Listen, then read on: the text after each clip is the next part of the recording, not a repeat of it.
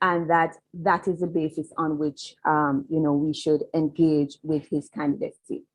The messages of the Obama campaign have roots elsewhere. They are not necessarily his innovation. So, for example, Campbell points to the Sisepwede of the United Farm Workers in Arizona, and he argues that it's also calling on Sam Cooke's notion of change as ushering in the civil rights movement, and two, the urgency of Tupac Shakur's message of changes that is relevant to how people are feeling in the moment, and young people in particular who are also mobilized and coming to the political process at a moment of neoliberalism and the defeat of notions of alternative politics. And the fact that he's able to even bring young people into the political arena is important in terms of how we understand possibilities for the future. Because if they are disengaged, then it means that we have trouble before us. On the other hand of this framing of hope, and he's arguing here that optimism can be a revolutionary thing. On the other side of it, we have despair. And so I want us to think about that in a way that is also meant to trouble the understandings of politics that we have in relation to Haiti. And I will come to that shortly. I want to refer here to this quotation that captures what that politics of despair means. So Campbell relies on this quotation that is a part of the networks that are active in the period, in particular, the networks around climate change. And they say, quote, "When no one believes in a better future, despair is a logical choice, and people in despair almost never change anything. When no one believes a better solution is possible, those benefiting from the continuation of a problem are safe. Where no one believes in the possibility of action, apathy becomes an insurmountable obstacle to reform." And I want us to think about this in relation to the moment that we are in Jamaica, and to question whether we are in a time of despair. And I don't mean that in terms of the normalcy of tragedies that is a part of our lives, especially in this COVID period, but also the lack of action around creating new possibilities for Jamaica. And I'm referencing particular circumstances in these images here. The state of emergency, for example, as a response to violence in the nation.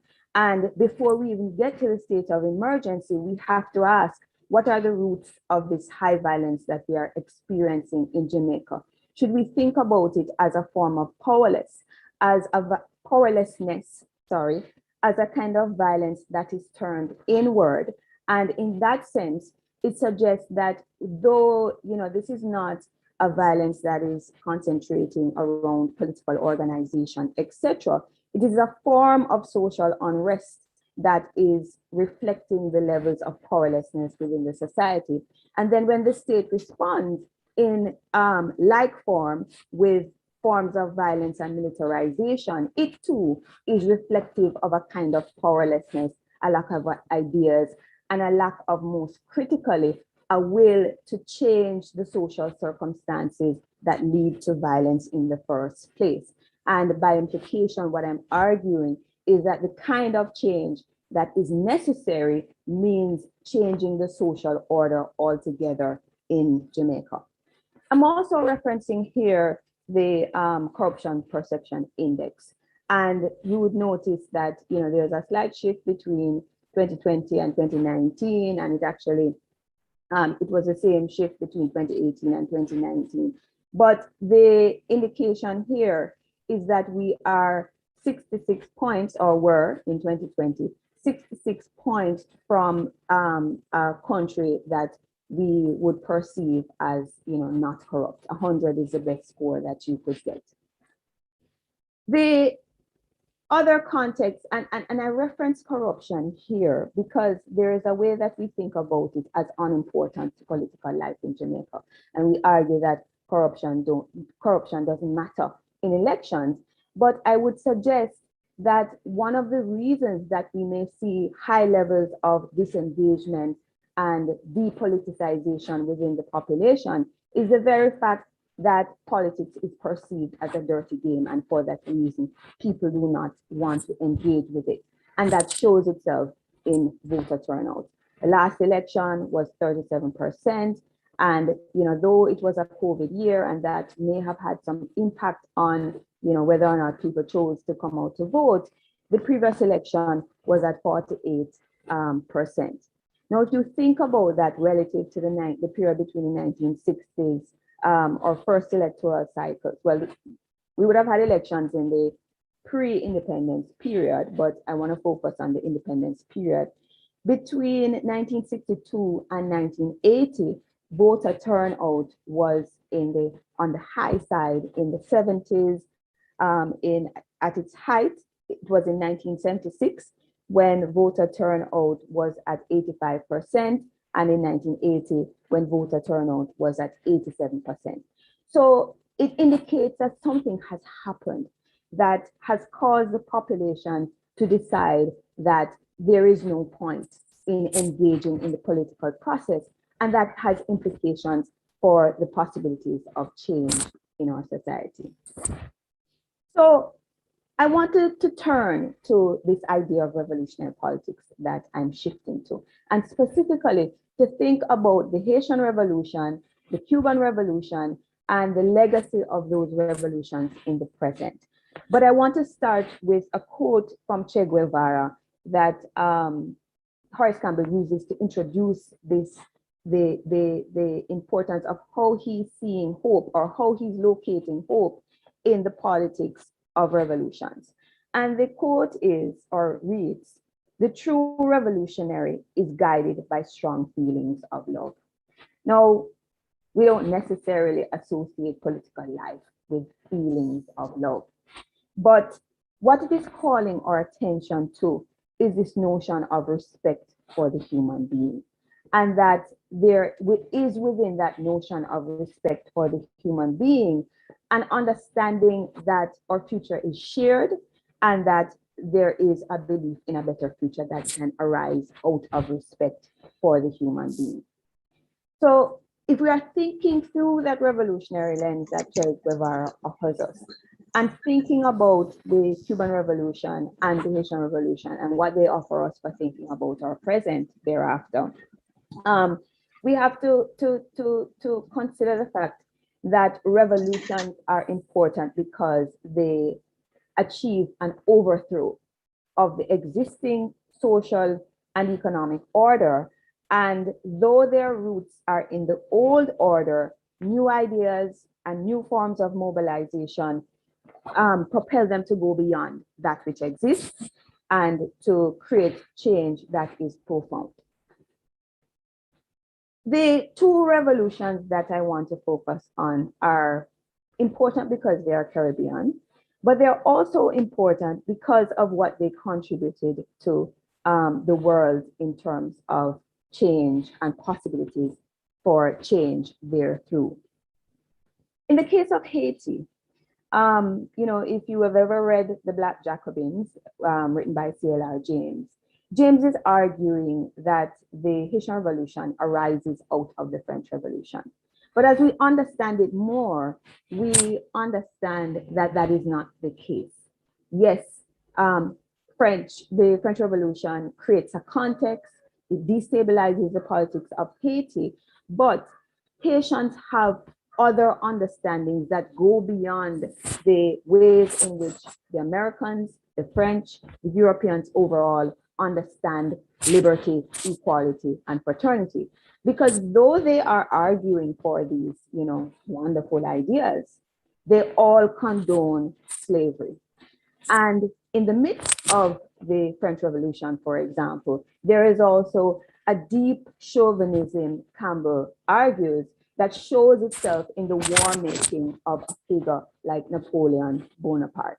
And he extends that war making to the Caribbean in his attempt to reintroduce slavery to Haiti after freedom has been won.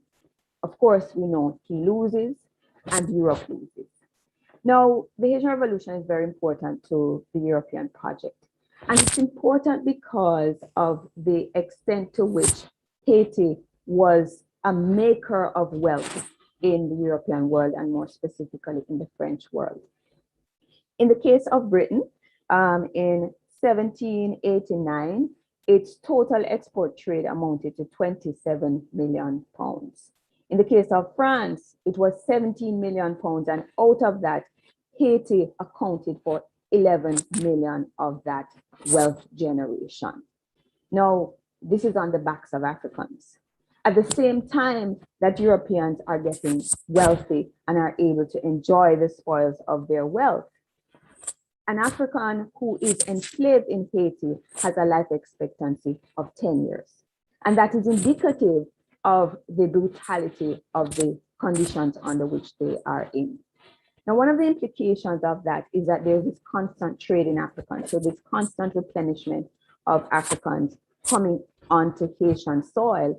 And one of the things that that does is that it creates a context for the Haitian Revolution to draw on political processes that are ongoing, particularly in the Congo region, which is where most Haitians come from. And the ideas of Africa continue to be present in their debates around what kind of future that they have. It is important in shaping the way that they understand freedom as distinct from that which emerges in the European mind. And their understanding of freedom is also connected to their spiritual understandings. And I want to just relate here the fact that Dottie Bookman, who is Jamaican and travels to Haiti, he's present, and he is an officiant in the Voodoo ceremony that in Boy Cayman that starts the Haitian Revolution. And I want to make that point to show the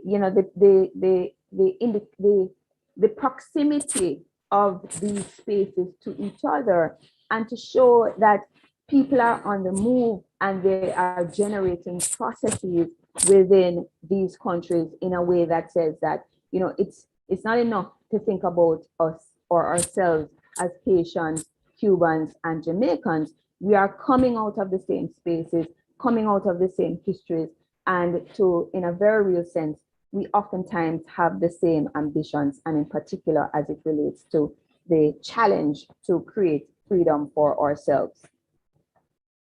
Haiti is, in that context, important to showing the value of African agency, of Black agency. And what they do to concretize that is that in the Constitution of 1805, they declare all citizens free, and anyone who comes to the shores becomes free. And they also declare all citizens to be Black. This is very important because they are saying that they value Blackness in a way that Blackness was not valued, and the African experienced an inferiorization that turned them into Blacks in the New World, and the Haitians were arguing against this kind of thinking. The implication for their international politics is important here, in that what they do is that they try to they're in a hostile environment, they have no friends, there's slavery all around. And so they link with Simon Bolivar in Venezuela, and they, attempt to create some context that allows for, the freedom struggle to be expanded throughout the Americas. So Bolivar travels to Haiti and he asks for support, and they give it. They give military and financial support in the struggle for independence in Latin America, on the condition that the freedom of enslaved Africans would have been included in that process. Toussaint also, in the period of the Haitian Revolution, marched to Spanish Saint-Domingue, and what was the Dominican Republic was prior to being the Dominican Republic. And they freed enslaved people there. They had plans to traveled to Africa to fight to end the slave trade because they understood that the freedom of all Africans was important to the freedom of Haitians, and that this was a part of a noble cause that they were involved in. Now, it's important to note that the only other time in history where any country in the Caribbean had such a plan was when Cubans traveled to Angola to fight in the War of Independence. The prospects for Haiti were very difficult at the time of its independence. And the United States has played a particular destabilizing role in determining those prospects for Haiti. US imperialism is, a part of what we live within the Caribbean. In the case of Haitians, they experienced occupation between 1915 and 1934, and the United States is never far behind when destabilization is occurring there. When they could prop up the Duvalier dictatorships in Haiti, they could not give similar support to the democratically elected president, Jean-Bertrand Aristide, simply because his agenda did not fit with theirs. And so an example of the kinds of measures that would have been taken by the United States in the period of Aristide, and even beyond that, under Obama, was that they would, use their efforts to keep minimum wages low in Haiti so that American business interests could profit from low wages there. The Haitian experience is the most dire as it relates to the relationship that it had with the United States. And we see this in this image here. When Haitians seek refuge, this is the kind of racism that they meet with. The image I'm sure you are familiar with is the one that shows the treatment of Haitians at the border of the United States and Mexico who are seeking refuge, and this is the kind of response that they get. And of course, Haitians, when they get to Miami, they do not get the same kinds of treatments that other people seeking refuge would get, and that is deeply rooted in racism. The case of Haiti, as I said, is the most dire in the Caribbean, but it is not the only case. In the Cuban Revolution, the United States played an important role also in attempting to destabilize politics there. Now, they initially supported Castro because they saw him as a liberal. They thought he would fall in line.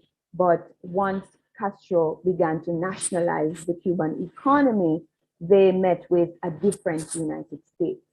And it is, though the Cuban Revolution occurs in 1959, that is, they take power in 1959, it's a popular revolution. By 1961 is where we see it being taking shape in terms of the turn to socialism.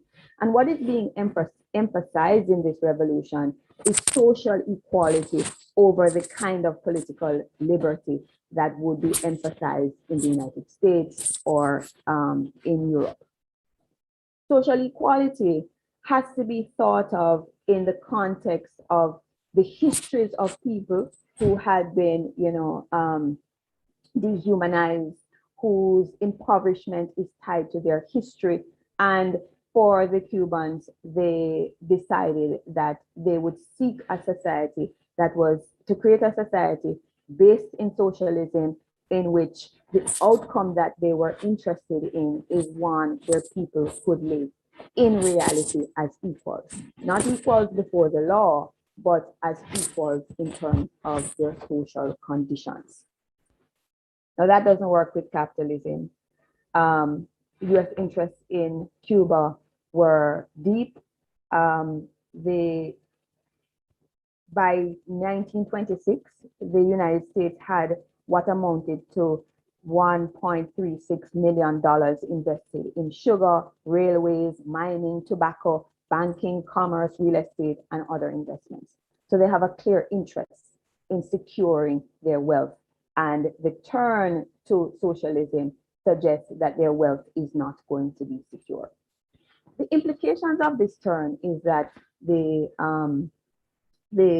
Cubans tie their politics to the Soviet Union. They become integrated with the Soviet Union, and they receive tremendous amounts of aid from the Soviet Union in the period up to the collapse of the Soviet Union. Now that collapse is important for where Cuba is today. That collapse initiated impoverishment of Cubans. The period was marked by shortages, rising prices, diseases associated with malnutrition and vitamin deficiency that had been banished by the revolution now began to reappear. The only thing that cushioned that fall was the turn of Venezuela to the left, and in particular, the rise of Cuba, of Chavez and Chavismo. Chavez's ideal, or his thinking about independence in the entire Americas, was meant to delink it from the United States. And one of the political decisions that was taken was that the oil wealth of Venezuela would be used to engender that reality. And we have all been beneficiaries in the Caribbean through Petro-Caribe arrangements that are important to understanding the crisis in Cuba today in terms of the downturn in Venezuela. And it's also important in understanding the political instability in Haiti as well.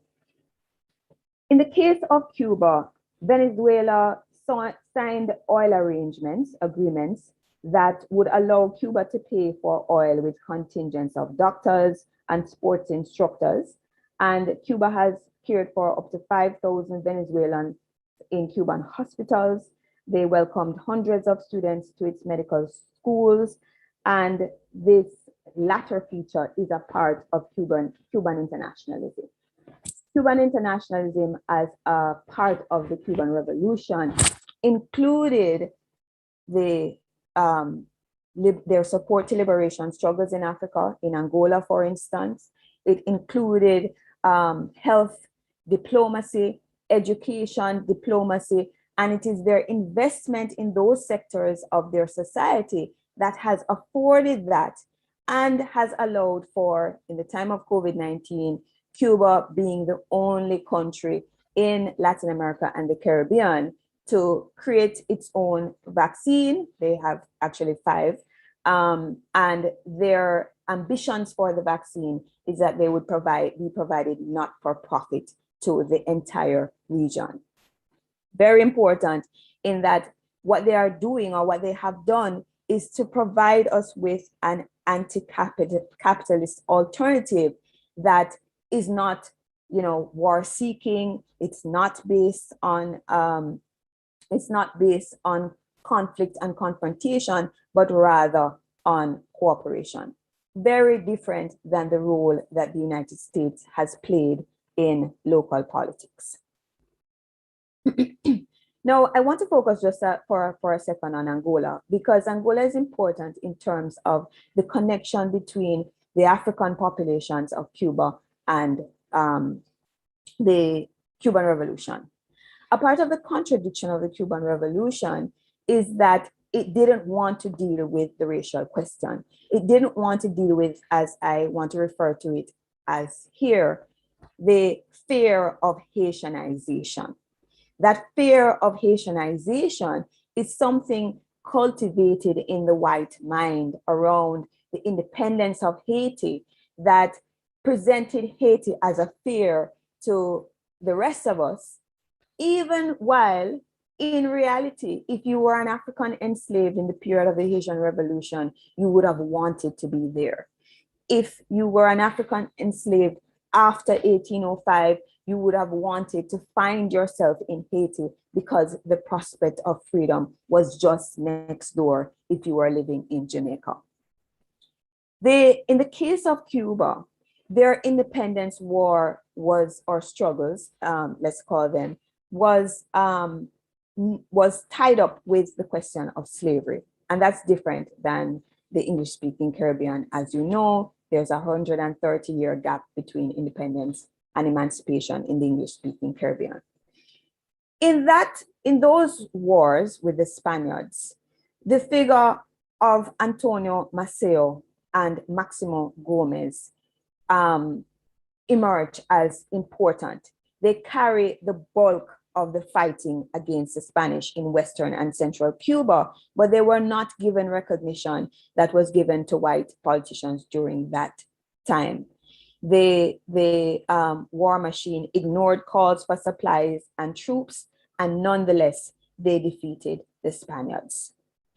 Now, that history is important to, again, reflecting on Black agency and the problem of race as an unsettled problem in the Cuban Revolution. As a result of that, in the recent protests in Cuba, the July 11th protests, we would have seen that the protesters were disproportionately Black. And part of the reason for that is that though they benefited from the Cuban Revolution, they did not benefit equally. So racism is still a part of the reality in Cuba. Ivan Martinez argued that there was a deliberate attempt to exclude Afro-Cubans from the highest levels of political and economic control. So fast track to the present. The Cuban situation is one where, once again, Cubans find themselves facing shortages. There are blackouts, and they have risen in response to those conditions. Those conditions are partially driven by the Cuban embargo. And the Cuban embargo, it is estimated, just in the last 5 years, would have cost Cubans $17 billion. Significant losses due to this embargo. In the Obama period, there was a shift in policy, and Obama felt that they could empower the Cuban people to rebel, and therefore, the embargo was no longer useful. Donald Trump reversed that, and Biden has maintained a commitment to the changes that Trump initiated, and these changes are essentially meant to impoverish the Cuban people. So the goal is regime change via starvation of Cubans. The realities that these created, though, are not enough to explain what is happening in Cuba presently. And we have to think about the Cuban condition as also Cuban made. So there are contradictions of the revolution.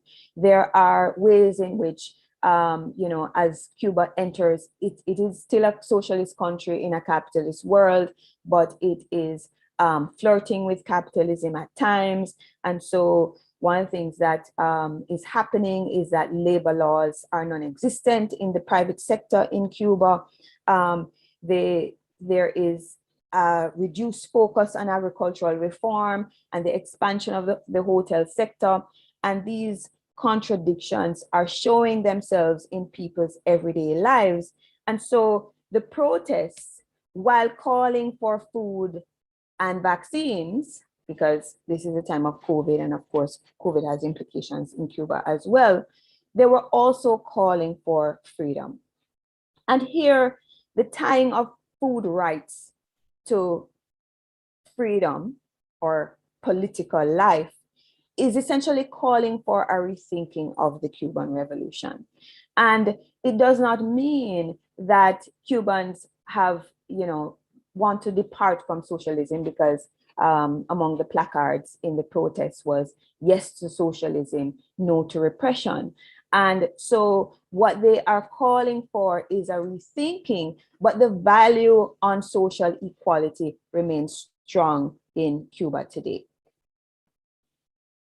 I want to turn to the Haitian protests that actually preceded the Cuban protests by significant amounts of time. Since 2018, Haitians have been up in arms. And their demonstrations were around Petro-Caribe money. They were asking, where is the Petro-Caribe money?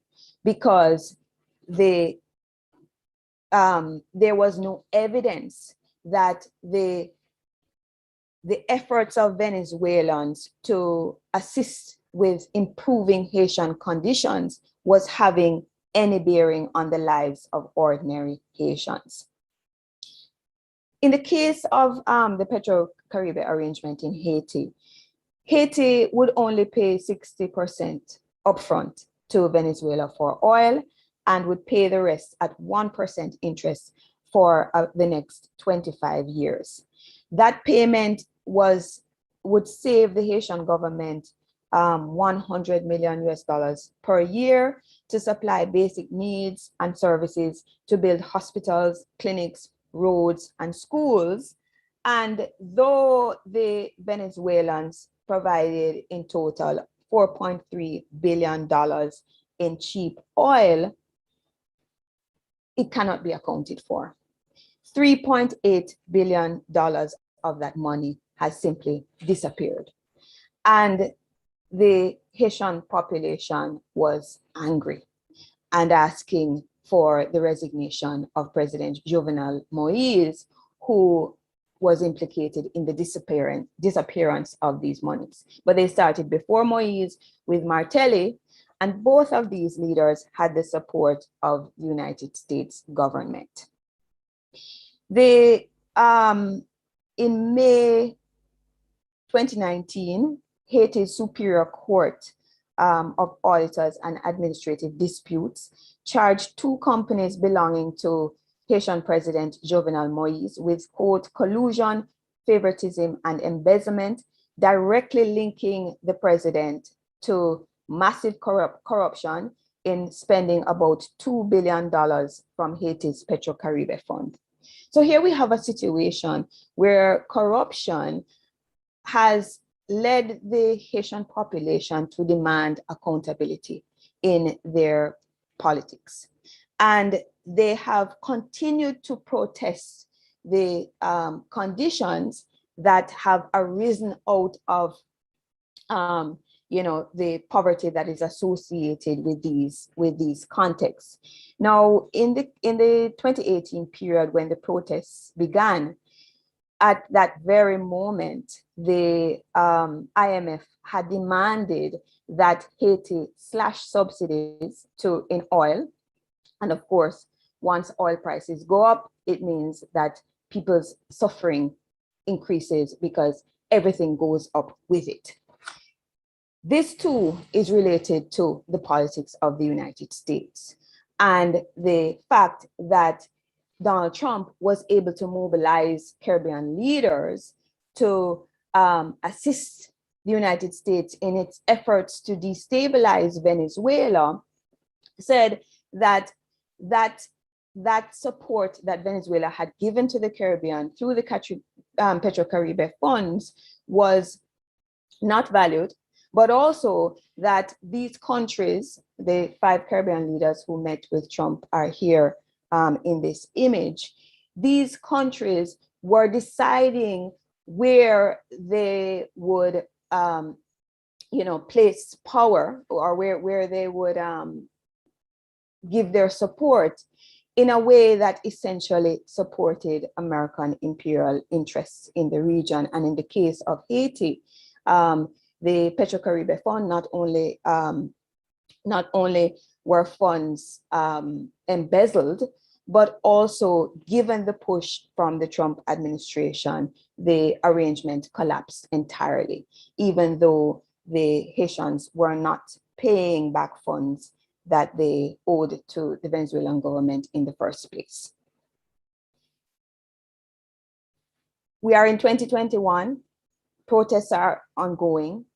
The president is assassinated, and the United States installs Ariel Henry, who was implicated in the murder of the president And by virtue of these kinds of dynamics, his legitimacy is in question. He has no popular base.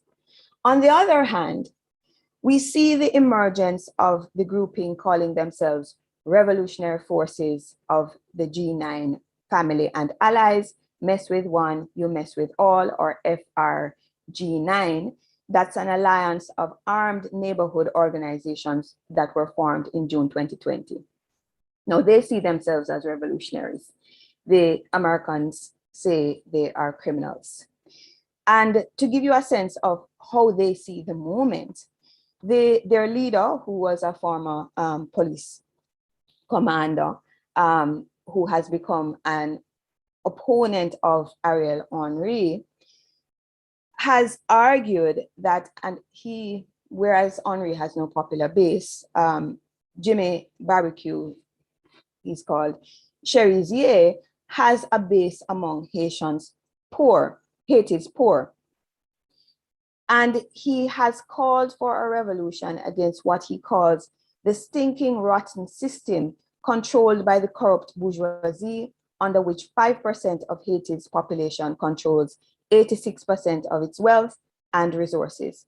And he has threatened to lead Haiti's impoverished masses in seizing the bourgeoisie's grocery stores, car dealerships, and banks in order to take back what he says, quote, rightly belongs to the people. Now, it may be difficult for us to distinguish between the gang and the revolutionary in this moment, because neighborhood groups that are affiliated with the FRG9 have found themselves in struggles with other neighborhood groups that are either supported by the Haitian bourgeoisie or live off criminal activities, including merchant extortion and kidnapping, which, you know, is a source of funding for them. In the past few weeks, the FRG9 has blocked fuel trucks from leaving the oil terminal and saying that they will not remove the blockade until Henry steps down.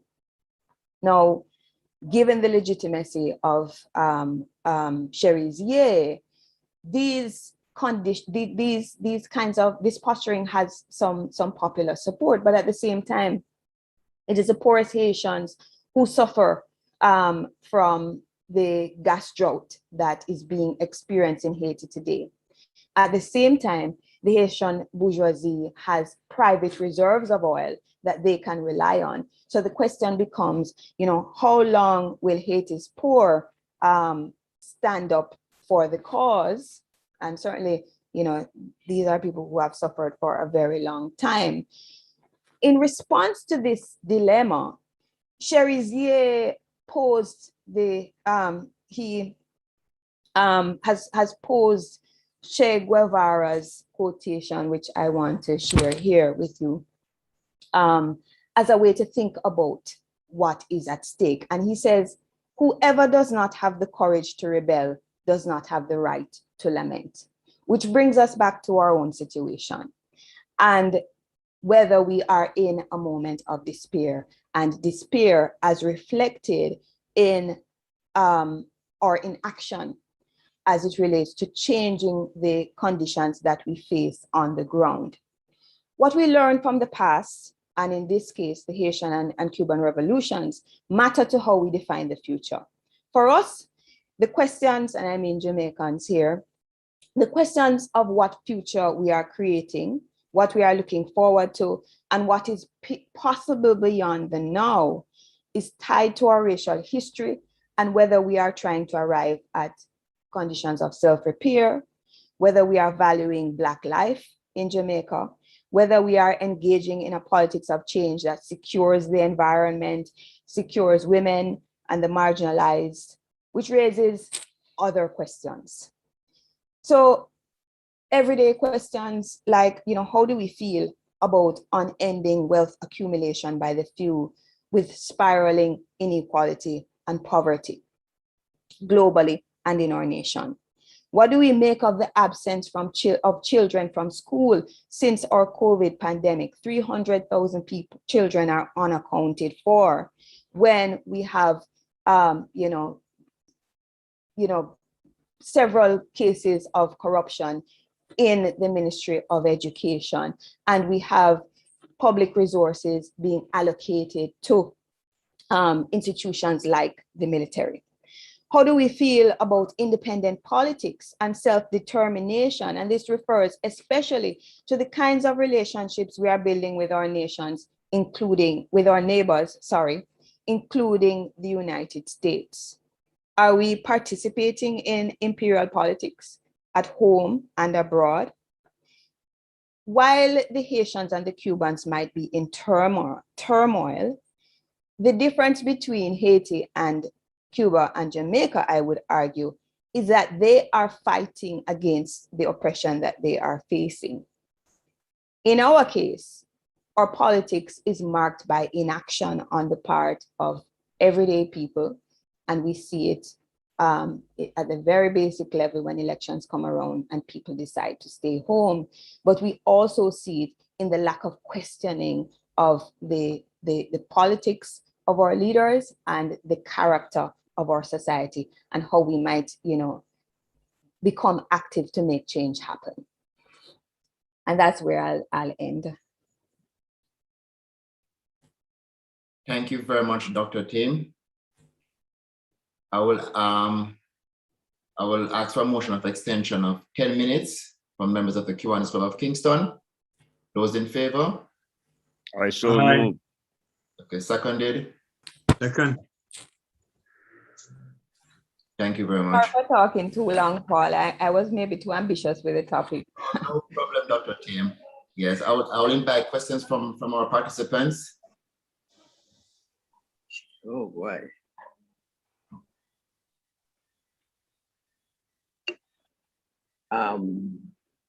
Dr. Tim? Yeah. Thank you for your presentation. I felt like I was in school again, although I shouldn't say again because I never studied it to that detail. I'm not sure you're in right school, so that could be bad. Now, you did say something that I wondered about though, in terms of, well, a number of things, but the one about the life expectancy. Did you say 10 years? And if you say 10 years, you're counting from, how does that, how do you, I couldn't put my hands around 10 years. Could you explain that? People would have come to Haiti at different stages of life, not as babies. So we're not counting from birth. But once you are working the plantation, the expectation was that an individual would live 10 years. Okay. And the other thing is, well, you probably would have had time, but the whole thing about Haiti being forced to pay reparations to France, could you just comment on that and whether you think that there is any possibility that that could be reversed, or is that just too much to expect? Well, if we think about the difference between the Haitian Revolution and the French Revolution and the way that they could be claiming liberty and equality for themselves, but not for us, that I don't know that the white world has moved far beyond that in terms of their commitment to be responsible for their past, and also the acknowledgement that their wealth, everything that they enjoy today, is rooted in the enslavement of Africans.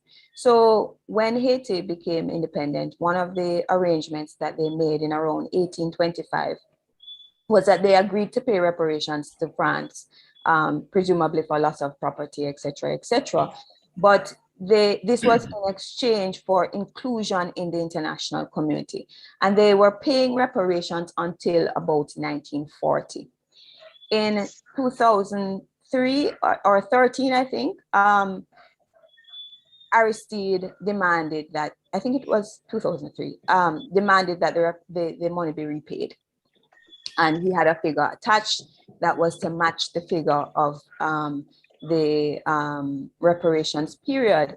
And this kind of demand on the part of Aristide was one of the reasons, it indicated his politics, and one of the reasons why he would have been dealt with as he was. I mean, he was deposed in a coup by the United States by it had everything to do with that demand and the calling out of injustice as a part of the injustice in terms of Europe and its legacy, and of course the United States in the present.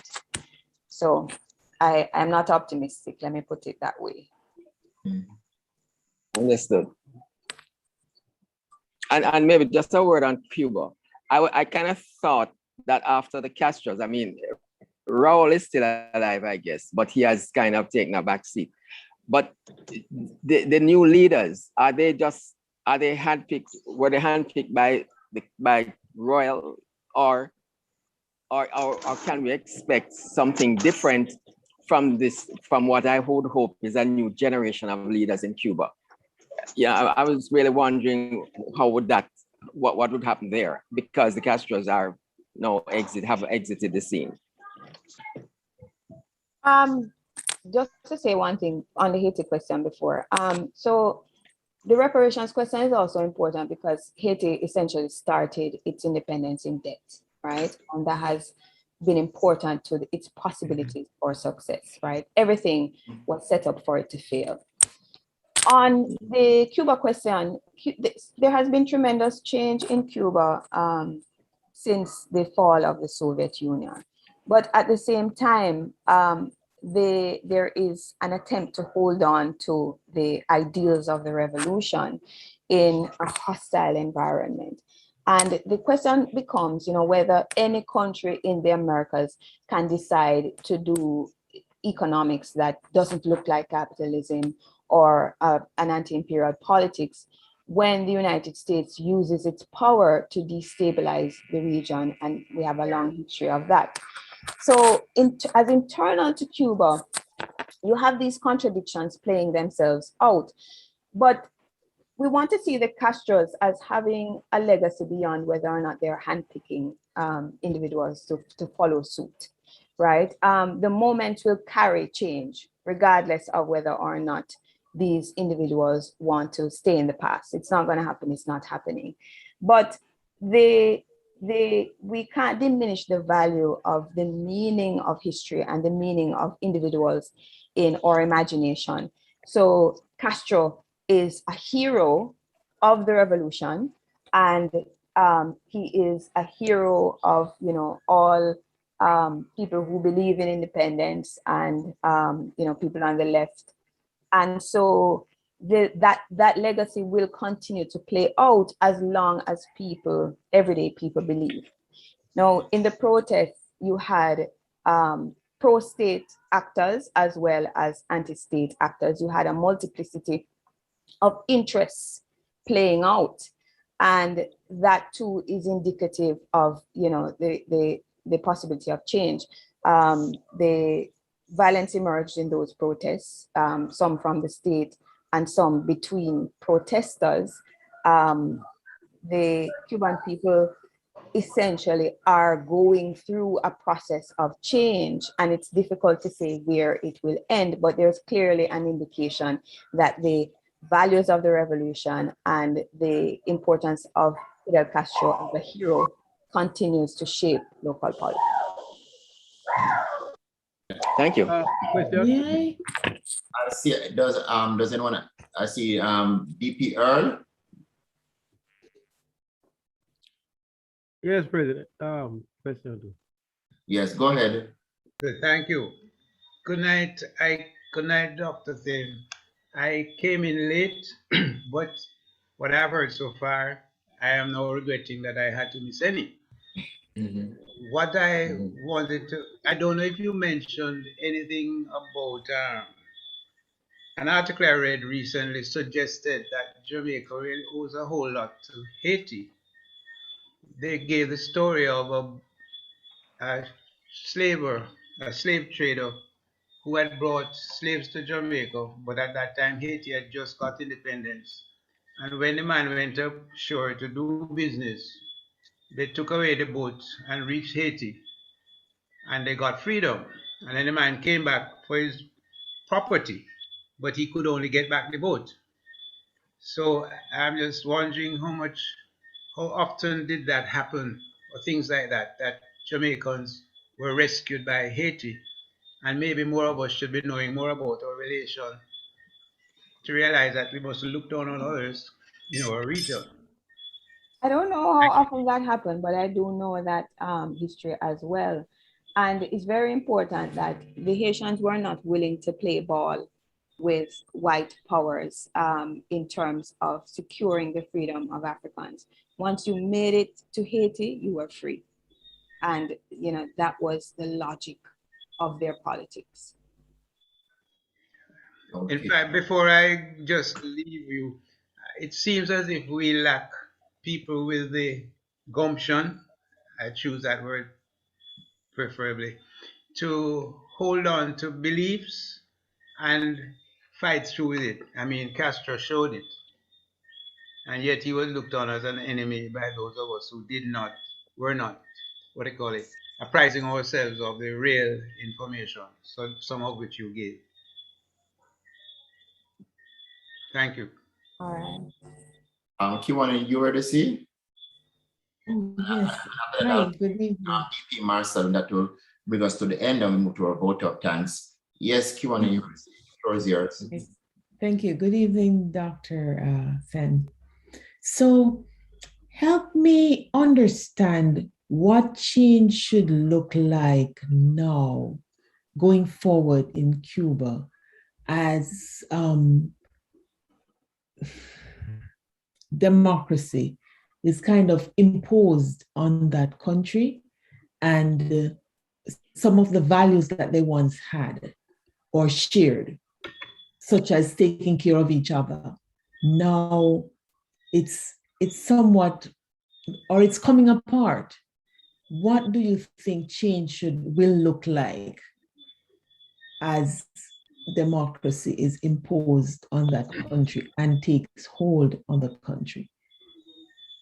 So I don't want to suggest that socialism is the opposite of democracy. It is not democracy that is being imposed. It is capitalism. It is contending with capitalism. And we're talking about a particular economic system where profit is a motive for economic activity, right? And the Cuban model has eschewed that. And we see that in terms of, the exchange of oil for medics in the Venezuela-Cuba relationship, right? And Cuba clearly, continues to show a commitment to that. Now, it's hard to say where the Cuban population will go on this. And groups will have different perspectives.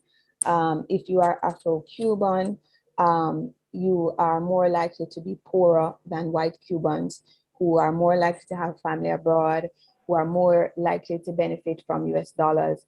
And so the revolution and maintaining the revolution may be more important to you because the opportunities for advancement in a capitalist system are not readily there. So it is difficult to say, how that debate will play out. But there is a clear indication in the protests that people want more participation. And part of the reason for that is that in the case of Cuba, its political system had built-in participatory methods that met people on the ground, but many of those systems are also strained currently. And so with the economic trouble that Cubans are faced with, there might be a tendency, if we think about the Soviet Union, it was argued that market romanticism led to the fall of the Soviet Union. Obviously, it was more complicated than that. But the idea that, choice in the market is actually meaningful, and just because, you have the choice of 5 different types of a product, it obviously doesn't mean you can't buy it, right? And so the economic context will be determining, I think, of the Cuban situation in terms of the extent to which the revolution can last, because with the crisis in Venezuela, Cuba no longer has that assistance coming to it, and hardships have intensified in recent years. The question of freedom is obviously one that we all grapple with. You know, how much liberty do you want, and how do you measure liberty as against equality in terms of, you know, social equality, economic realities, etc. If you are the most oppressed, freedom can't be effectuated because you don't have means or you know, rights and liberty and these kinds of things. So to say, you know, I can't say definitively where it will go or where it should go, but the Cuban people will decide. The point of the reason I brought that up is that some reports some time ago, not too long ago, stated that prior to President Obama removing the embargo, it would be, people would take care of each other. So there would be no homeless. If you went to Cuba, say 20, even 10 years ago, no homeless person and so forth. But now, after the embargo has been lifted, then there are sprinkling of homeless people, which is a marked difference from prior to, say, 10 years ago, prior to the intervention of President Obama and such the like. So, but that's related to the state's capacity to provide the social goods that people took for granted. And it is increasingly less able to do so. And so the blackouts, the food shortages, medicine shortages, syringe shortages. I mean, you can't vaccinate a population without syringes, right? That is bringing pressure to bear on the political system. Okay. We'll have the question from DP Marcel, followed by the vote of thanks. DP Marcel. Thank you, President. Good night, Doc. Quick one, going back to Haiti. I've always wondered, well, many I know have always wondered, what was there really that occasion Haiti gaining, well, they did fight for and gain independence so long before other Caribbean countries. And I heard, not too long ago, I heard a Haitian historian position a point of view, which was very interesting because it was said that one, the experience in Haiti from the French was the worst level of brutality in terms of during the period of slavery, was the worst level of brutality. I mean, not just what was happening elsewhere. When I give examples, I won't go into that, but I said the brutality was so enormous and so terrible that you know, suicide was a common thing and looking to excuse it. So the revolution just came automatically earlier than elsewhere. But the point that was made is that that has set the stage for a kind of a culture in Haiti that successive from then, the way to lead, stroke rule, or get things done in a population that has been born and bred on brutality was that kind of brutal dictatorial approach. So it brought a Papa Doc and a Baby Doc and successive leaders going back to that brutal experience they had from the sea. What's your point of view? What's your view on that point of view? I'm very glad that you raised this because it was actually a part of what I had, but it was, I had to skip over some things. Yes, yes. So yes, the conditions in Haiti were grave. I spoke to the life expectancy of an African in Haiti. Right. What it meant was that there was a constant replenishment of Africans. And so you had a higher population of African-born person in Haiti than Creole person enslaved in Haiti. And the implication of that included the fact that in the Congo, at the time, in the Kingdom of Congo, where most Haitians came from, there was political instability. They were at war with Europeans, and there was also internal civil war. And so people who were victims of that fight also would have been most likely to be captured and transported across the Atlantic. So the point there is that Haitians were not just agricultural workers. They were also military people. The presence of African soldiers in the Haitian Revolution, and this is explored in the work of John Thornton, Yes, actually called African Soldiers in the Haitian Revolution, yes. would have partially explained their success.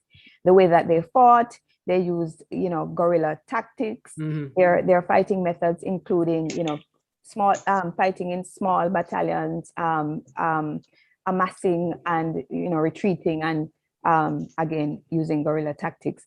So Mhm. that he argues that at the same time they would have been under the leadership of Creole people, but that knowledge would have played a part in Yes. determining, they were familiar with cavalry, they were familiar with guns prior to coming to Haiti. Okay. And they were able to deploy that knowledge in the War of Independence. Okay. Now, as it relates to the role of violence in Haitian politics Mhm. thereafter, the hostility of the world that Haiti came into independence in was important because it meant that they had to be in a constant state of military readiness. Okay. They had to be ready for war in order to maintain their independence. Remember, they fought the British, the Spanish, the French, and they won in all instances. But they knew that, Napoleon wanted to return slavery to Haiti. Mhm. And in order to ensure that that did not happen, they had to keep the military functioning and be in a constant state of militarization. And that is a part of the not contradiction.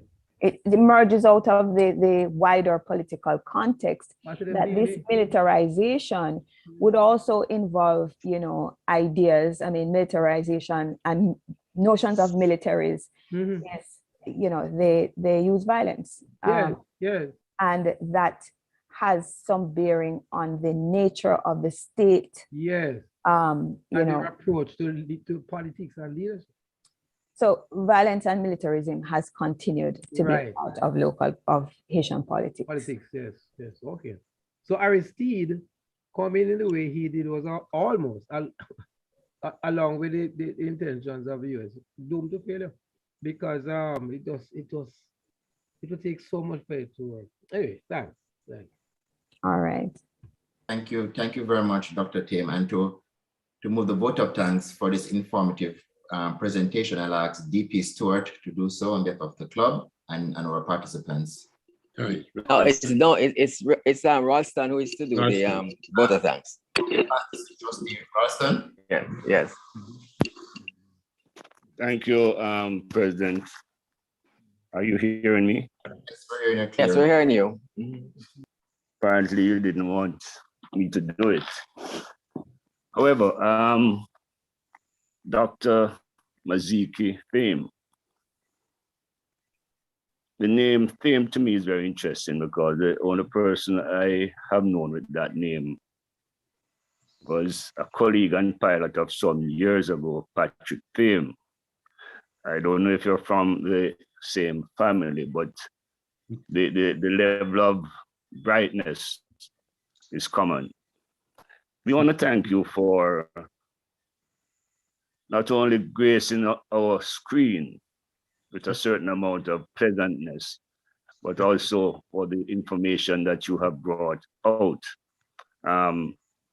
Education is very, very important, and the knowledge of our neighbors and their history has a direct bearing on our country and the region. And I find that you have encapsulated so much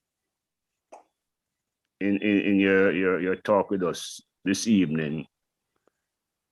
It reminds me of being in school and a two-term curriculum. That is the amount of information you brought across and you got across to us. But the richness of our region is oftentimes understated. And the only point I will not attempt to dissect or appreciate your presentation, but the fact that our two neighbors have been destabilized by the United States is very significant, because we ourselves would have experienced some of that destabilization, maybe not at the same level, but it brings into context some of the things that we are experiencing in our country today, and also the type of leadership that we will need to combat this type of experiencing. So you have brought clarity to a lot of the things that we have thought about and have questioned in our minds.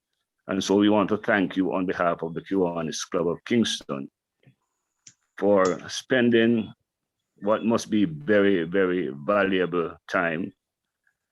I would imagine that you are a speaker that is in demand. So we are very happy that you were able to be with us.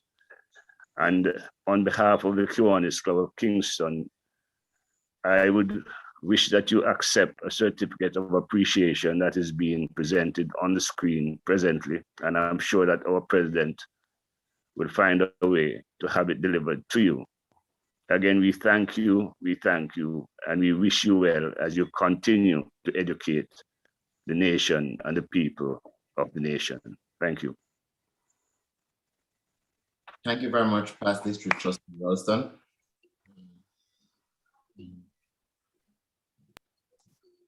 I just want to say, Patrick Thiem,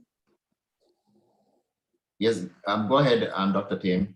I was just responding to the Patrick Thiem connection. He would have been a second cousin, so he's my grandfather. Okay. Not hearing you, Paul. Okay, got you. But thanks for having me. Yes, it was All right. a pleasure. Thank you very much again. Yes. And if I could just squeeze in one word, I met Dr. Thames' father many years ago. So when I heard you're on today, Doctor, I told him about it. But I hope his memory is better than mine.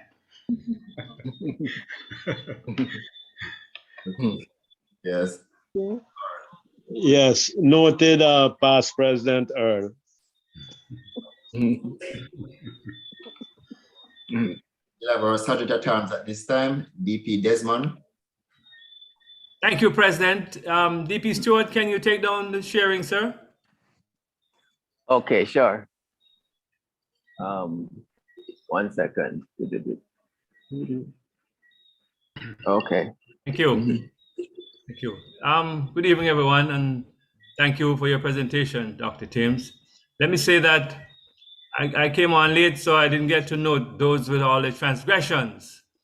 Nevertheless, we will still impose our blanket fine of $300 per member of the Kiwanis Club of Kingston. So I have a little bit to share with you, and this is supposed to be my joke. The Shrink and the Jamaican. Jimmy went to a psychiatrist. I've got problems. Every time I go to bed, I think there's somebody under it. I know that. And I'm so scared that I believe I'm going crazy. Just put yourself in my hands for 1 year, said the doctor. Come talk to me 3 times per week, and you should be able to get rid of your fears. So Jimmy asked, how much do you charge? Doctor replied, $80 per visit. Well, Jimmy said, I will think about it. 6 months later, the doctor met Jimmy on the street. Why didn't you even come to see me about those fears you were having? Jimmy replied, well, $80 per visit, 3 times a week is about $12,000 for the year. Fortunately, I met this Jamaican guy. and told him about my fear. And he said, "No problem, man.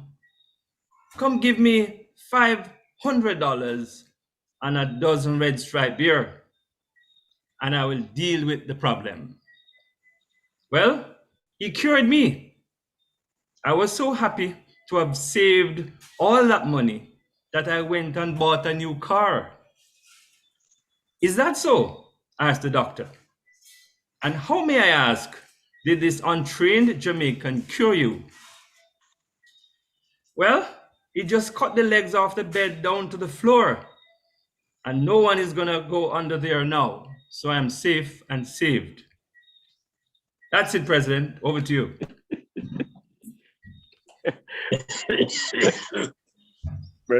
Reasonable press. DP. Yes. Thank you very much, DP Desmond.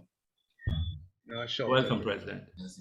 We move to our notices and announcement and interclubbing opportunities. Secretary DLG Willie. Thank you, President Paul. Just to remind members of the Service Leadership Program Committee, there's a meeting at my house on Thursday at 5:30. All the chairmen are asked to bring their report with them. And so far as interclubbing opportunities, we have an invitation from Young Professionals Kingston to their meeting tomorrow evening at 6 p.m. On Thursday, we have invitation from North St. Andrew to invite us to their variety night starting at 6:30. On Saturday, November the 20th, Kiwanis Club with 23 Central CSO having membership education sessions beginning at 9:30. Title Committee Chairman, the engine in driving the success of a club. The presenter is DLG Bobby Winter. I have attended one of these in the past and it's very, very good. So I would encourage our newer Kiwanians to attend that particular session on Saturday morning if they can. I'll send out the details via the WhatsApp.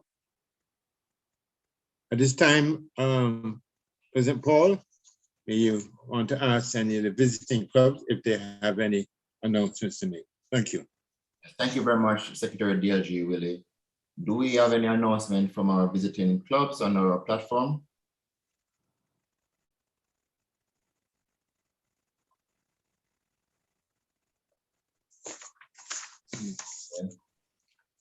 Well, if not, we move along with the agenda.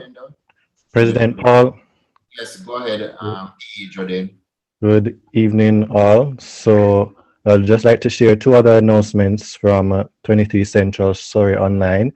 Next week, Saturday, we'll be having a parental empowerment session, and it will be at 7 p.m. So we're inviting out all Kiwanian parents and parents of SLPs, especially to join us, as we will be looking at the theme for Parents Month this year, positive parenting impacting generations. We have a special speaker coming to empower our parents, so we're looking forward to you joining us. Also, we have our seafood fiesta on December 3, 2021. So if you'd like to order, you can reach out to any member of 23 Central Surrey Online, and we will be happy to help you to get a ticket. It will be catered by Fishpot for those who will be interested in knowing that. Thank you, President Paul. Very much, P. Jordan. Okay, we'll have the thought of the week by our DP Stewart. DP Stewart, over to you, sir. Thank you, President Paul. Okay, my first thought for the week is not everything that counts can be counted, and not everything that can be counted counts. And the second one is unforgiveness, bitterness, and hatred. These are acids that do more damage in the vessel in which it is stored than on the victim on which it is poured. So those are my 2 thoughts for the week. Yes, thank you very much, DP Stewart. At this time, I'm going to ask participants to raise their glass or the imaginary glass, or toast to Kiwanis International and to Jamaica Land We Love. This meeting of the Kiwanis Club of Kingston Jamaica Land We Love.